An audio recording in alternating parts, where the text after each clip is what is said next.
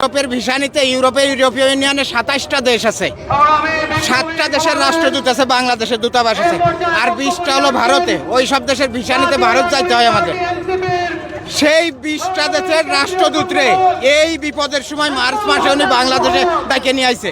আর বাংলাদেশে ছিল 7 জন, 27 জন রাষ্ট্রদূতরে এক জায়গা করে ঢাকায় বসে মিটিং করে উনি বলেছে আমরা ইন্ডিয়ায় যাবো না আর ভিসা নিতে, আপনাদের বাংলাদেশ থেকেই দিতে হবে।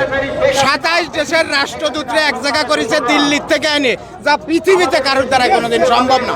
সেই কাজটা উনি করে দেখাইছে। জাতিসংঘের মহাসচিব এসে 4 দিন ঘুরে বেড়ায়, নামাজ পড়ে, রোজা রাখে, শুনিছেন কোথায়? এগুলো পারিছে কেউ? রাজনীতি করে, এগুলো ভীমরতিথি ধরিছে। ভীমরতিটা কি শুনবেন? ওই যে দেখেন নাই মিডিয়ায়, উবাইদুল কাদেররে ঘুম পাড়াইতো নায়িকা ঋতু, শেখ সেলিমের ঘুম পাড়াইতো নায়িকা নিপুণ। এগেরও ভীমরতিথি ধরিছে। তাড়াতাড়ি মন্ত্রী হওয়া দরকার, এমপি হওয়া দরকার।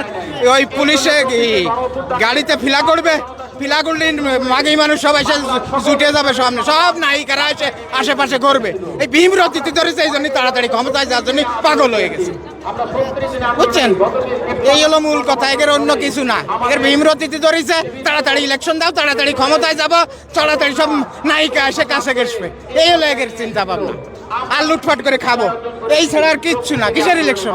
53 বছরে দেশে ইলেকশন হয়েছে অন্তত 30 বার। কি হয়েছে ভাই? যে দেশে ভোট বিক্রি হয়, রাত্রে ভোট টাকা দিয়ে আসে, সকালে তারে ভোট দেয়।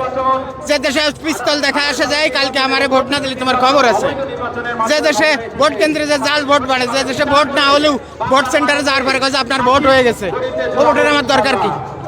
ভোটের মূল উপলক্ষ ভোট কেন্দ্র, সেখানে পাহাড়ে যায় আনসার আর পুলিশ। সেই আনসার পুলিশ নাই দেশে। যতদিন আনসার পুলিশ গঠন না হবে, তারা সক্ষমতা অর্জন না করবে ভোট কেন্দ্র পাহারা দেওয়ার, ততদিন কোনো নির্বাচন না। শেষ।